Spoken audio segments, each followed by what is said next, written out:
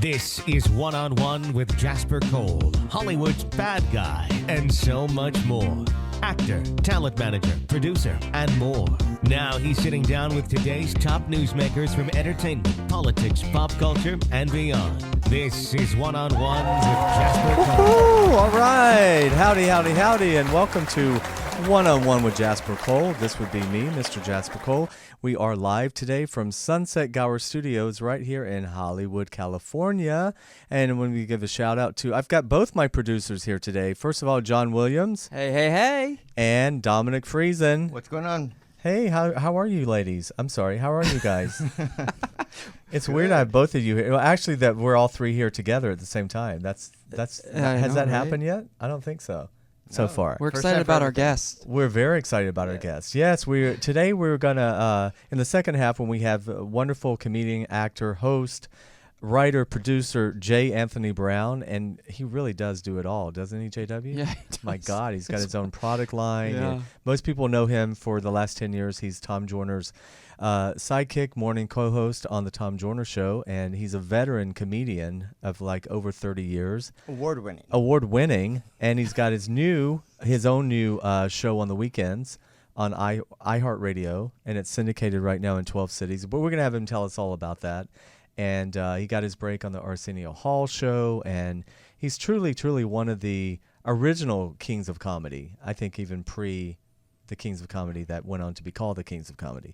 He has his own nightclub, his own club called the J-Spot Club in Los Angeles. So really, really honored to have him on. It's weird because he's a host, so we're going to have to be on our P's and Q's here, and he's used to being on the other side. So that's coming up right after the break. But I'll remind everyone to please follow us on Twitter at @1on1jcole, and of course Facebook, @1on1 Jasper Cole, and you can go to my website, jaspercole.com.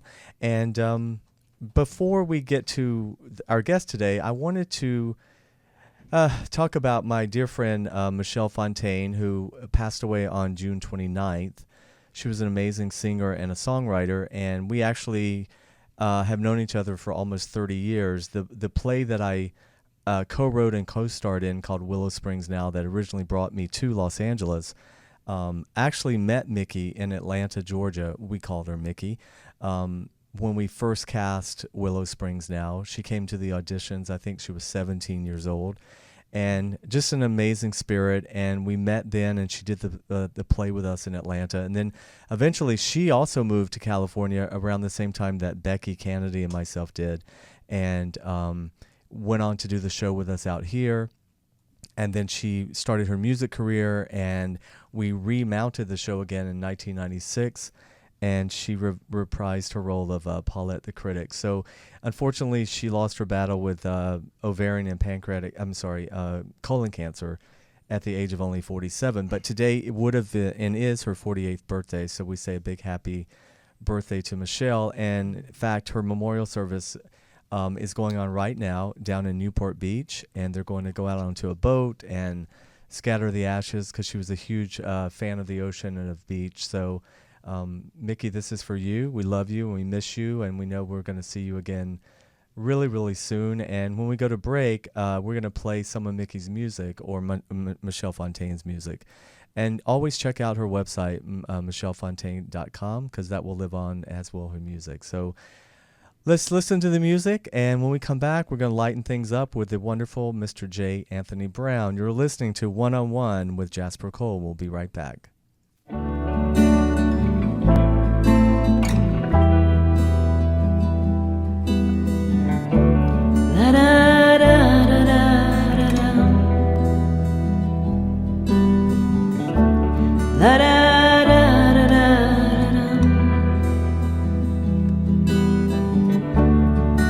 Sun sets for the night. All my tears swell inside. I won't see you for a while. You've gone to the far side. La da da da da da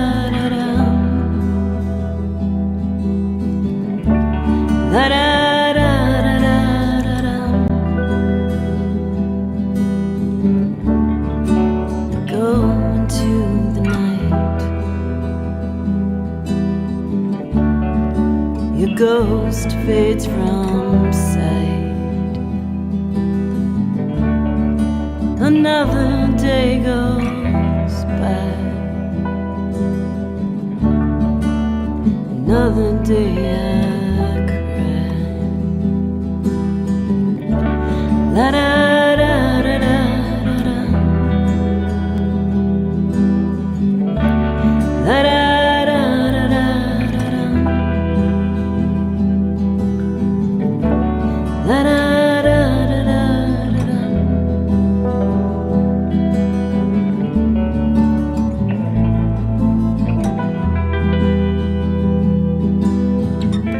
Gone and left me this time. Gone, I think it's done this time. You've gone and left me this time. You've gone, I think it's done this time. Your ghost fades out of sight. Another day goes by. Another day I cry.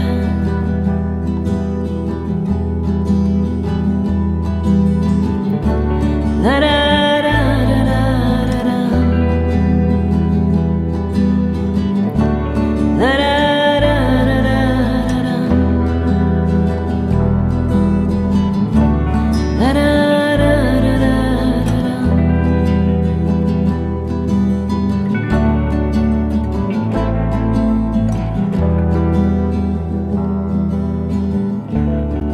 The sun sets for the night. All my tears swell inside. I'm wishing you a safe flight on your way to the far side.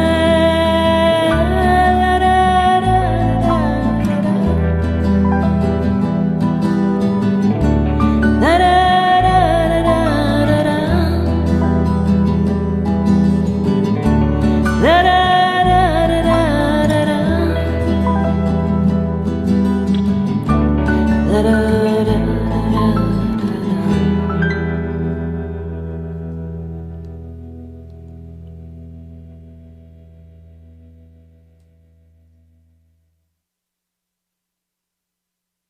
You're back one-on-one with Jasper Cole. Oh, all right. Thank you. And welcome back to One-on-One with Jasper Cole. And here we are, another Wednesday. Be sure and check us out on Twitter, Facebook, and my website. And we are so honored and happy to be joined by our special guest today. Do we have him on the line? Yes, we do. Hey, Mr. J. Anthony Brown. Hey, buddy. How are you? Like a special guest.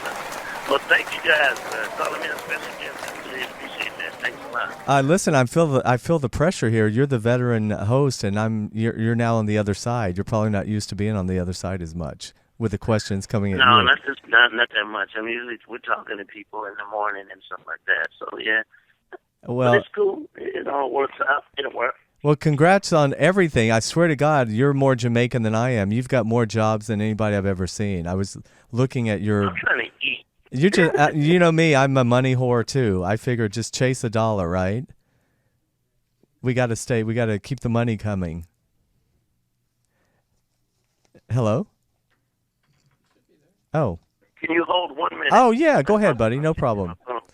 No, it's I was just we're talking to J. Anthony Brown, veteran radio host and comedian and actor, and I was just saying to him, he is the busiest guy in show business. I mean, it's amazing. I was looking at all the stuff he has besides the morning show. He's got his own weekend show. He's got his comedy club, his comedy tour. So, are you? Okay, I'm back. There you I'm are. getting tired of listening to all the stuff you say I'm supposed to be doing. So now I'm on. You got your own line of hot sauces and products and everything going on. That's amazing. I think I'm doing too much, you know. Time to kick back a little. Yeah, it might be. It might be time to, as you get older, you might decide, well, I'm going to take a break. Yeah. But, all the things I'm doing are things I love to do. So Right. it kind of works out. When you're doing stuff you like doing, it doesn't seem like it's work. That's right. In terms, the only problem is it kind of, one thing gets in the way of the other. Oh, shucks, I wanted to do that. Oh, shucks, I wanted to do that. Mm-hmm. Yeah. For me, it doesn't feel like work. Well, I see that we're both Southerners. I'm originally from Georgia, and you're from South Carolina, right? I'm from Columbia, South Carolina. Yeah. Yeah. I'm from Athens, Georgia. I moved to. Oh man, Athens is a big party town. UGA, go Bulldogs. I got those students down there that party nonstop down in Athens. Yeah. And I would go down there and perform. So yeah, I love Athens. I've been a couple times. And so you made your move to Atlanta and started your comedy career there, right? Yeah, well, actually, it just kind of, things just happened for a reason. I left Columbia, South Carolina to go to Atlanta. I was going to be a fashion designer. I mean, I was a tailor. I gone to tailoring school, and the next step was to go to fashion designing school. So I heard they had this school in Atlanta, and I get accepted to the school, and I had a grant and everything, and I told to register, the first day of registration, and my grant is like short. It's like short 300 and maybe 315 or something like that. And and I said, well, you know what? I'm not going to go back to Columbia. That's just not going to happen. I don't know what I'm going to do, but I'm not going to go back to Columbia, South Carolina. And so I did. I mean, I wasn't going to go back. Because if I went back, I could go back and lie and say I meant that, and they didn't know. But I wasn't going to go back just to tell that lie. So I stayed in Atlanta and ended up getting a tailoring job and then started dabbling around in comedy, and it just paid off for me. It's amazing. And then you made the big move to Hollywood, and your big break was with, of all people, the Arsenio Hall show. How did that job come about? It's just like luck. Things just happened. One of my buddies was writing for the Arsenio Hall show, and he invited me to come over there. And so being in the back room and watch how they put the monologue together, he suggested that I write some jokes. I wrote some jokes, sent them to Arsenio, and I got a job. But I was like the worst. I still am the worst speller in the world. So I hired somebody to type for me, and this was before fax. Mm-hmm. So I would call my jokes in to this lady. I'd get up early in the morning, and I'd go over to her house, and I'd pick the jokes up, and I'd turn them in. So now that would all be avoided now because you could call, they text, and you print out, and that would save you a whole lot of time. And you have spell check now, too. Those things didn't exist. Right. Oh, I remember. We're going back. That's right. People today don't know how they would have survived back in the day. No, these kids have it so easy. If they want a song, all you got to do is download it. Yep. I remember we went to the store. If we wanted music, we went to the store and we bought it. Do you remember we had to go to the library and look up a book also, and actually, look in the Dewey Decimal System and find it. That's that's archaic now for sure. Well, clearly the Arsenio Hall show was just the beginning because your comedy career took off like crazy. And I was going to ask you, do you see a big change from a comedy back in the 80s till today? Yeah. There's more kids now. Mm-hmm. They're everywhere. And with the internet, everybody has become a star because you get 100 followers, you consider you're a star. Yeah. Sometimes followers don't register into dollars, so it can be good and it can be bad. Right. Because people who follow you are not necessarily in the market where you are to go come out and buy tickets. Mm-hmm. Right. So it can be good and could be bad, but there's so many of comedians out there. But the more the merrier. I mean, I think it's good. I mean, it's basically a bunch of people following their dream. I wanted to be a comedian, so I'm not trying to behold anybody else who wanted to do what I was doing. Right, and I think in terms of today, social media is a great way to promote, right, and get the word out. Definitely. Definitely, to get the word out and let people know what you're doing. But then you can be an internet star, mm-hmm. and you can be a stage star, and just because you're funny on the internet, right, don't mean you can handle the stage. Those are two different things. Well, wasn't it Dane Cook who became so well known first on YouTube or on the internet before he actually? Yeah, he did, but the difference was Dane Cook was a quote unquote stand up comedian. He wasn't a guy in his living room putting clips together about how his mom's fried bacon. Right. And that can be real funny if you're downloading the clip. But when you book yourself in a comedy club, what are you gonna do? Exactly. It's clips all day long.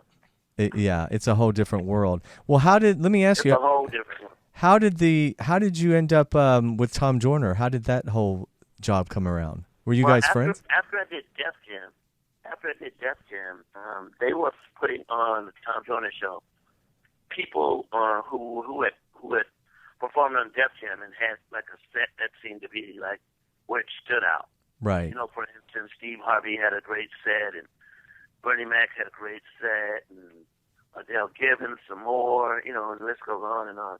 So the people who kind of like had like a real quote unquote hot set, Tom was booking them on his show as a guest. So he booked me on his show as a guest. And from that, from the first time I was on the show, I said, man, I'd like to have a job. I was already doing radio for free. Mm-hmm. And that's the other thing I tell people, if it's something you want to do and you want to become good at it, find some place you can do it for free. First of all, you got to have a passion for it. Right. But if you find a place that you can do it for free kind of gets you in the door. Mm-hmm. Free gets you in. So I was doing a radio show in L.A. for free, and I told Tom I'd like to be on your show for free, and I could do these I could do these song parodies, and he let me come on and do the song parodies, and we just kind of hit it off in terms of being able to play off one another. Now he likes to say I showed up one day and I never left, but well, for him, it worked out. Yeah, it worked out. Now, along this way, when you were out here and you were starting the comedy, is that when you began the acting career as well? Did the acting sort of just come from the comedy and the stand-up? Everything that I've ever received in terms of acting was it wasn't probably. It's basically just somebody saw me as a stand-up comedian, right? Which is why we're at a point now in terms of why rappers get movie parts, comedians get movie parts, singers get movie parts, and sometimes actors don't. Well, one of the reasons is because they have a fan base. Right. You got a rapper who has a song he sold 2 million hits. A producer said, I might put T.I. in my movie. Mm-hmm. Well, he's not a shy for the camera because he's done 1,200 videos. Right. So he knows his way around in front of the camera. You take a singer, you take a comedian. A comedian is a writer, producer, arranger. You put him in front of the camera. He knows how to perform because that's what he does all the time. Mm-hmm. Kevin Hart, Eddie Murphy, and the list goes on and on. So for me, comedy was a stepping stone for me to do acting. People would see me in doing stand-up, and they say, well, this guy might be good for that movie. And that's how, especially with Drumline, that's how I got Drumline. Well, because the producer saw my stand-up, and he thought I'd be good for the movie. Well, you remember, Jay, in the 80s, that was sort of the format. All the comedians would be discovered, say, at the Comedy Store or whatever. It seems like everyone got a sitcom deal. People. Yeah. If you look back in the 80s and even the early to mid 90s, you're surprised sometimes at how many people had shows, even if they were short lived. They got a deal.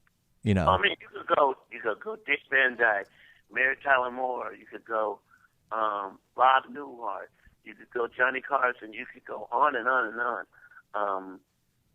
Robin Williams. You could go Jonathan Winters. Hey, what my birthday's at? People with birthdays, I need. Oh. Sorry, that was his website. Oh, all of a sudden your website popped on. Okay. Oh, yeah. JAnthonyBrown.com. All right. So the list goes on in terms of comics. Bob Hope, and, Jerry Lewis. These are comics. People don't know the reason why the Marx Brothers were so good when they did their movies. They were a vaudeville act, and they've done those skits for years. Mm-hmm. They would go around the country and do those skits for years. So when it came time for them to do it in the movie, they had it down pat. same thing with the Three Stooges. Right. They were vaudeville acts, so it paid off for me, and it pays off for a lot of comics. You know, you get seen in these clubs because we have an ability, we have an advantage over actors that actors don't have. Right. A comic can be on stage somewhere every night, and you might be seen by a lighting guy, you might be seen by a producer, you might be seen by somebody from craft services and say, "Hey, I just saw this guy last night. He's funny." Well, actors sometimes don't have that luxury. No, we don't. You know, the time they get seen is when they're going for an audition or if they're in something. And a lot of those things can be fun. And it gives you a whole sense of control and a little more power over your career, too. You're not just sitting by the phone waiting. Definitely. You know. Definitely. I mean, one of the things that we could, as comedians, we're not sitting there worrying about, if I don't get a role, I'm not going to eat. Right. As a comedian, especially if you're an established comic, if you don't get a role, you can go to Nantucket and tell jokes. Mm-hmm. Or you can go to Cleveland and you go, you know, so you can do the circuit. Right. So you get to eat. And by eating, it helps you build up a fan base. Well, now let me ask you: are you at a point where you still have to audition for stuff, or do most of your acting stuff? Yeah, I'll audition. I haven't gotten a lot of auditions, but yeah, I'll go audition. Yeah. I have a problem with audition Because it's not that for me as a comic and most comics. If I go to audition, I'm not going to say, "Well, if I get this role, I can get my dry cleaning out, or I can do this, or I can do that." It's not. It's, you know. you're not. You're not desperate. Yeah. Yeah, you're not desperate. You know, you don't have to turn around back. You guys don't call me, and in the rule of Hollywood, if they don't call you, you didn't get it. Yeah. Exactly. If they don't call you, you didn't get it. Well, now you know we do all these self tapes. Thank God, a lot of the auditions we can put yourself on tape wherever you are. Yeah, and send it in. Yeah. Send it in, and then you still don't hear anything. So. The rule still stands. Yep. If you don't get an if we don't get an email back, then it didn't go your way. Yeah. Well, let me ask you, growing up, when you were first starting in comedy, were you like a Richard Pryor fan? Did you have a George Carlin, or who were your iconic sort of mentors? Or I mean, I'll be. Oh man, I would love to watch Jonathan Winters when you were on Johnny Carson. Oh yes. Jonathan Winters. There's a comic by the name of Shecky Green, and then there's another comic by the name of Sid Caesar. Now, the reason I love those comics is because they did dialogue. Yes. They would talk. Like, Sid Caesar could do German, the Eignischen Bestand stuff, but that's just garbage. But the fact that he could do that, I was very impressed. Jonathan Winters just had this improv ability, and Sid Caesar just did skits. You know, and did characters and stuff like that. And I love that type of comedy. I didn't find out about Pryor till years later, you know. Right. Well, can I name drop a little bit? Shecky Green is my neighbor in Palm Springs. He lives near me in Palm Springs, and he's like, are you kidding me? In fact, he's selling his place. He's moving back to Las Vegas, but I've always been a huge fan of his as well. I mean, I think I am the biggest Shecky Green fan. I'm the biggest black Shecky Green fan. Oh, I love that. You should have a T-shirt. You should have a T-shirt that says that. I'm the biggest black Shecky Green fan. No, he's a great guy, but like you said, he's a real throwback to that whole Brat Pack and the 50s and the days of when Vegas was really Vegas before it was Disneyland. He would come on Carson. He would sit down. He'd do an Indian accent, he was just amazing.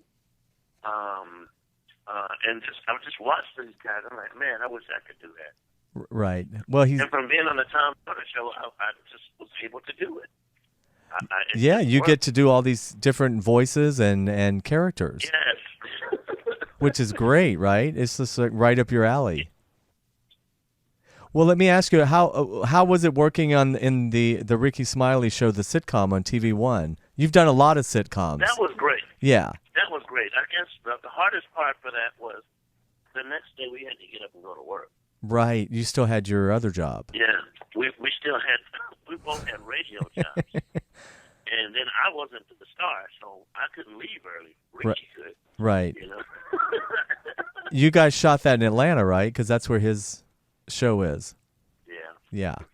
But it was better than if I had been doing the show in L.A. because in L.A. I could show we get up at 2 o'clock. 3 hours. Ooh, ouch. That's tough. Yeah. Yeah. Now tell Well, me. it's something you get used to. Well, yeah. Tell me about this line of products that you also have. You have hot sauces. Tell everybody what else you I have. have my own hot sauce. If you like hot sauce, like gourmet hot sauce, it sells for like $7 a bottle. Some of it sells for 10. But it's J. Anthony Brown. You go to hotterdanaMofo.com and order it. And I have a peach and pepper, cayenne, garlic, and the ever fire hotter than a mofo. Wow, And I love it. sell it online, and I'll have it in. Shortly, I'll be getting it in Winn-Dixie stores. Those are Southern stores. Oh, I know Winn-Dixie. Yes. Yeah. So if you know Winn-Dixie, then you know Colonial, then you know Piggly Wiggly. Piggly Wiggly. That's right. And what about Publix? Publix, is that still around? Publix is fairly new. Yeah. But Well, so I should be getting it in Winn-Dixie. It's already in Wayfield Foods. It's a store chain in Atlanta. They have about 10 stores. And I have it in Specs in Houston. And you sell it online. wow. Well, let me ask you something. In today's climate of comedy as well, do you find that it's harder now? Everybody, you have to try to be PC because it seems like everybody's having to apologize for something every other day. Or I know it's different when you're in the club circuit as opposed to being on television, because in the clubs anything goes. I mean, but it seems like I think you have to. I mean, from doing the radio show, right. I mean, I know there's certain things I can't say. There are times I'll think of a joke and I say, well, I better not say that. I better say that for the club. Yeah, there's a whole different atmosphere. See, on this network, you can say whatever you want. The other day, I don't think they could make the movie Blazing Saddles nowadays. Right, you're right. But then you see a movie like Ted, Mm-hmm. and Ted insults everybody. And Right. It's a very movie. Exactly. Yeah. Well, I just think, because you see comedians will make, Whoopi, Raven Simone, people on these panel shows, they kind of step in it, as Whoopi says, and then everyone wants them to apologize. I always think if you say it, just own it, And I think funny is funny, Okay. and it's always comedians' jobs, I think, a lot of times to point out things to people anyway. For instance, I remember George Carlin doing a joke, and the joke was about having a hot water heater. It was a joke. Well, his joke was hot water doesn't need to be heated. So people stopped saying the word hot water heater, and they start saying water heater. Now, I don't know if he changed that or not. I remember the joke, and I remember that people don't say it anymore. Right. That's a good point. I never thought about that. Yeah. Yeah. Well, let me ask you this, are you a Bill Cosby fan? Or you probably have talked about this before. Oh, I was a huge Bill Cosby. I bought his records. I'd be in the back of the class. He had this bit about, going down the hill and the buckboard or whatever, making the music, and then, in the back of the class. And then you start to read stuff about Bill Cosby that's not too favorable, and so it just changes your perspective of him. Yeah. It's just hard to imagine 56 women getting together and lying on one guy. I know. And you don't want to believe it. You don't want it to be true, but there's a certain amount of truth in it. Mm-hmm. Yeah. And it's sad because I guess one of the things is Bill Cosby was the biggest comedian in the world. Right. I'm in the United States. And TV star, even back with I Spy, The biggest TV star, the biggest record star, the biggest performing. I mean, just big. Yeah. I can't even imagine that big. I know. He was huge. He was selling out arenas 4,000. People were paying $75 and $80 to see Bill Cosby. And wow! And then the bottom just fell out. It's like it's a made-for-TV movie. It's going to be a movie. Well, let me a lot of people say throughout the years there were already grumblings and rumors. Did you hear that throughout the years on the? Oh yeah, I've always heard rumors that Bill Cosby was a touchy-feely type guy, and if you were in show business, you heard that. Yeah, touchy. Anybody in show business, and I don't know how long you've been in show business, but if you've been in show business, you heard he's a touchy-feely type guy. Yeah. And by that I mean, there were rumors that he was a touchy-feely type guy. Well, it's such a dichotomy that he ends up on, his Cosby Show is just such the iconic, perfect father, perfect guy, and so, But you know what? It was two things. If Bill Cosby had done them, two things. If he had been, if he had been the biggest ladies' man, just a straight-out whore. Right. If he had been just a whore, and if he hadn't preached to anybody. Yeah. So not only was he, quote unquote, raping people, which is allegedly, he was preaching to everybody about the do's and don'ts of life. Right. It's like, just shut up. It's like those preachers, ministers. They are always the first ones that are protesting, and then they are the first, because Bill went after. He was big on the rappers. Remember, he was constantly. Oh, he's on the rappers. You need to pull your pants up. Pull your damn pants up. Yeah. Yeah. And talking about not person and. Right. It's like so hypocritical. It was so hypocritical, and so that was the thing. If he had come up where he was just, quote unquote, just a womanizer, and he kept his mouth shut, I don't think it would be as bad, because that would be something you could own up to. Mm-hmm. Can't own up to rape. Right. You just can't. That's something you can say, hey, I had a weakness for women. I cheated on my wife. Only person I owe an apology to is her. How you guys going to judge me? But, dude, this is, this is rape. Yeah. And the worst part, well, I mean, he's sort of caught between, a rock and a hard place. It's hard for him to really say anything, but do you think he eventually will have to sit down and talk about it, or is he just going to let this play out? And I've heard people say that, because, his whole lifestyle has changed. Mm-hmm. He can't go anywhere. Where can he go? I know. He can't go anywhere. There's nowhere he can go. Right. He's so recognizable, I could go in the mall. Bill Cosby can't go. He can't. He can't go anywhere. Right. He can't go anywhere. He can't do anything. Nobody's going to book him. Mm-hmm. So like from the end around, say what 4 or 5 months ago, he was at least, getting things, and there was a small number of people that would come out to see him. He had that, but that's gone. That's gone, yeah. As a comedian, you miss that stage, man. I know, right? You miss that stage. Because, it could be to the point where, okay, I'm a womanizer. I apologize. Let me tell you about that. But you can't. There's no way you can rape and knocking women out and having sex with them. There's no way you can make that funny. No. If you're the person being accused of it. Right. Now, comedians are having a field day with Bill Cosby. Are you using in your act too? Oh, yeah. Yeah. Yeah, definitely. Yeah. Now let me ask you: Are you into politics at all? Do you follow? Is that something you're? A little bit. A little. So yeah, you're a big Donald Trump fan, I guess, right? I think Donald Trump has just changed the game. Yeah. Every comedian should send Donald Trump a check. Thank you. Because he has he has stepped it up. He has put life into this. It's amazing, isn't it? The political arena was just dull. Now you're looking at the Republicans. You've got 17 people, maybe 8 people running. They're still signing up. Oh yeah. Chris Christie, who was supposed to be the darling of the Republicans last year, made the stupidest mistake. They were going to give it to him last year. Mm-hmm. He had it. Lock, stock, and barrel. Had it. He didn't want to associate with, who was the guy who ran last year? Romney. Yeah, Romney. He didn't want to associate with Romney.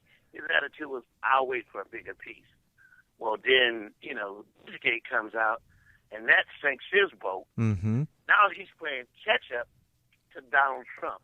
Donald Trump is saying just what the Republicans have always said. Right. He said it from day one. And it's like he's the only guy, which is why everybody likes him. It's like he's got the chance to say what we want to be said. He's his own man. He doesn't have to bow down to anybody. And so when you have that, all the other Republicans and stuff are well, like, you know, he's looking at the party. He's saying what all the Republicans used to say behind closed doors. He's just saying it You're absolutely out right. loud now, Yeah. right? He's just screaming it out. But I mean, I know it's the first time I'll be watching the Republican debates tomorrow night. In can't wait. In the past, I couldn't give a damn one way or the other. But yeah, but just to see a party imploding on themselves Mm-hmm. from last year, 49% something. Yes. And now Trump is going to think in the attitude toward gays and women's rights and abortion and Hispanics and blacks. You can't win when you have a party that talks like that. You just cannot win. There's no win. It's so divisive in terms of you've divided. You got your small core of people that you're going to do, but that's not the world anymore. Right. The world is it's changed. right. And it's amazing that they can't see it. They just cannot see it. Wouldn't it be great if he and Christie just got in a fist fight? Because, you know, Christie was the loudmouth before Trump. Everyone thought he was going to be the... He was the first, and that's the weird part about it. Donald Trump stole his loudmouth thunder. Yep, he did, didn't he? He did. Christie barely made the cut to even get in the debate this time. He barely made it. I mean, it's amazing. I love how they're doing like the A team and the B team. You know, they're putting on the first 7 or whatever earlier, and then the stars later on. And then you got Bobby Gentles down there, who is a minority in itself. It's like, and then you got Dr. Ben Carson, who is another minority. It's like, don't y'all get it? They don't like you too either. I mean, It's amazing, right? It's like a totally clusterfuck, but I can't wait to see it. Yeah. Are you can't wait. a Hillary Clinton fan? Yeah, I like Hillary, but I like Hillary because, you know, in terms of she sees the country as it is. Mm-hmm. You know what I'm saying? Right. You can't get anybody up there saying that they don't see gays, they don't see women's rights, they don't see voters' rights, they don't see blacks, they don't see Hispanics. You can't have. I just couldn't find myself voting for somebody or party that thinks that way. Exactly. Donald Trump is like hanging all their laundry out to dry. And that they tried to shush him, and it just ain't working. Mm-hmm. So I don't know if Hillary would be the best, the greatest president in the world, but she sees that the world has changed. Right. It's changed. You got, you know, gay rights. It's a part of America now. Mm-hmm. So race mixing is a part of America. You know, abortion. Nobody wants to put that back. You're not going to take that right from women. No. You know, you got all these people who are unhealthy. Healthcare is very important. How can you have a party that everybody should fend for themselves? No. Right. That just doesn't. I don't know. Well, that's where I think Obama doesn't get I the. got mine, but you got to get yours. So that might be the attitude that they're taking. Yeah, well, that's where I think Obama doesn't get the credit he deserves for all the things he has accomplished. You know, Obama turned out to be a great president. fantastic. A really great president. Yeah. Man, I mean, that's Osama bin Laden if he's a good president. Hello. If he had done nothing, if all he had done is kill his ass, that would be fine right there, right? forget healthcare. He took Osama bin Laden out the night he was doing the presidential party while he was roasting Trump and killing bin Laden at the same time. That's cool.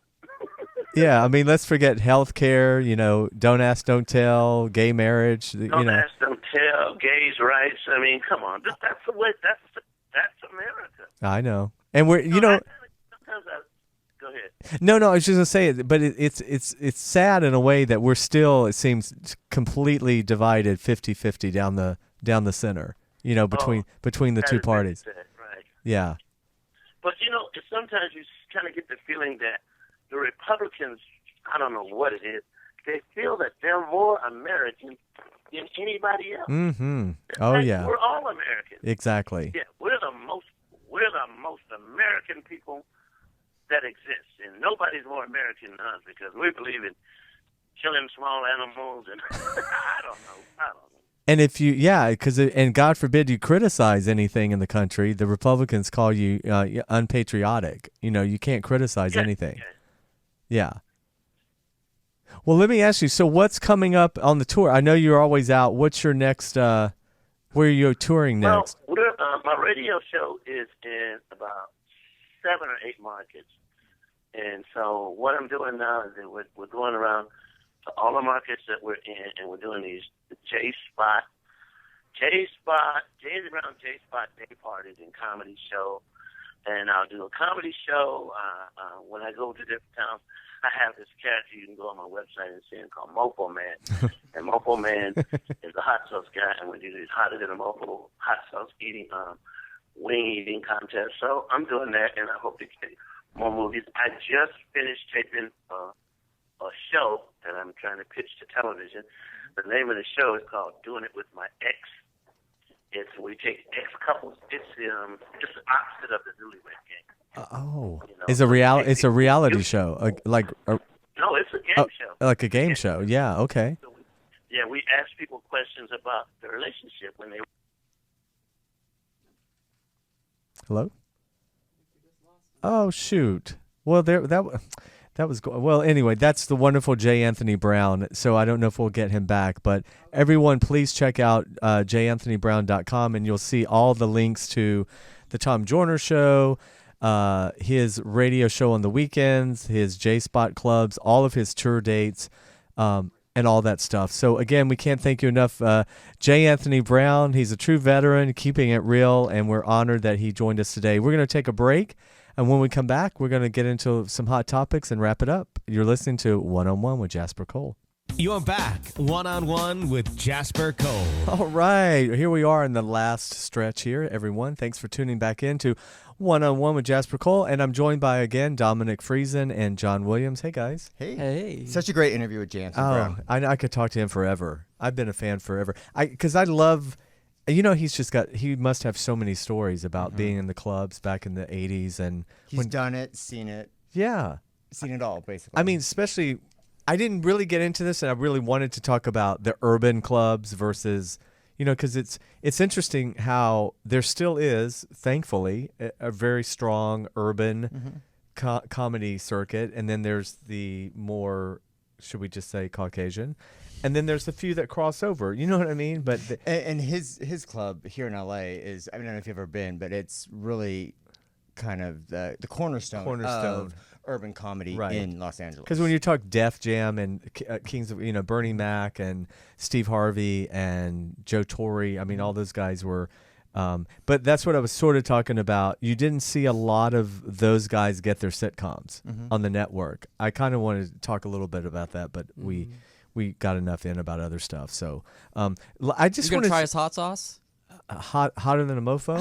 You gonna try it?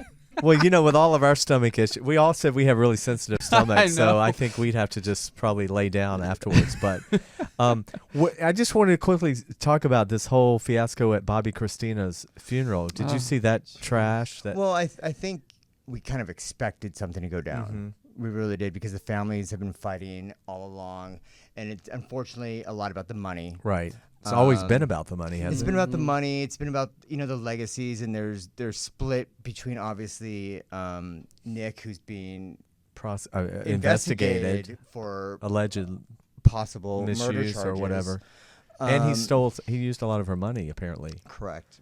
I think that story is going to unfold, and I think with it, a lot of things that have not surfaced yet are going to unfold, and I think it's really going to be apparently revealing. Bobby Brown's sister is ready to tell all. She didn't have a problem going to the cameras. Can we get her on the show? That's the one we really need to talk to, because I read that Bobby is really distraught that he didn't force Bobby Christina into rehab now. Well, I mean, look, I'm sure they're all second guessing, but And Bobby, I don't think is really in a position. I was going to say, isn't that sort of like to voice an the opinion pot about calling the Well, kettle black? well, I that's mean, what's really interesting about it. Is like that's what the headlines are saying these days. It's like, But even just as interesting, in the back of my mind, I was thinking, well, we're gonna see it play out on TMZ, and I think what just came out today in the Hollywood Reporter is the New Yorkers that's gonna do the tell-all, basically, gonna pull the curtain back on Harvey Levin and TMZ, and there's been a lot of questions on how they're getting so much insider legal information. A lot of documents are surfacing that shouldn't be surfacing. right. the picture's going for $100,000 just for the picture. Bobby Christina. Yeah. Well, how do you think Harvey Levin's gonna? You think He's scared. He's yeah, scared. because I mean Harvey's got the reputation for. I mean, one thing about TMZ, they rarely ever get sued because they, with his legal background, right? They always cross their corroborate T's everything. and dot their I's. But I mean, I can tell you from experience, there's because basically TMZ and the weeklies, they all have offices down at the courthouse, Right. So they all have access to the documents. But for some reason, TMZ gets them first before anybody else because of Harvey. I mean, I was breaking a story with the Cage family, and we actually basically what you do is you send the runner down that files the documents. They get the code, and then that's what we give the editor, who we have exclusive with, to pull up the documents and do their story. I'm exclusive with People Magazine. Come on, cameras. And prior, They I wanna mean, hear so we sat there. We had the runner. They called, gave us the code for the file. TMZ had their story up before you could even. before People Magazine could even pull the file in the record system. Wow. Well, this is a story. How did that happen? Well, I want to keep on top of that one with the New Yorker for sure, because I think that'll be. Maybe we should get someone on around that. That'd be interesting. We're working on. We're working. We're working on the writer. The writer. Yes. That would be great. Well, I can't believe it. I'm so used to doing a 2-hour show, but I this know. goes so fast. It So does. everyone, thank you again for joining us. Follow us on Twitter, 101J and Cole. a great guest next week, so stay tuned. Yeah, we'll surprise you with that. We do have a big, great guest coming up next week. And thanks to Dominic, we have all these wonderful guests. And JW, thanks for all your Sure hard thing. work. And everyone, thanks for tuning in. We will see you back next week, same time, same place. Peace out. Thank you. Thanks for checking out One-on-One with Jasper Cole. Check out past episodes and get the latest as they're released. Subscribe today on iTunes, Stitcher, and YouTube.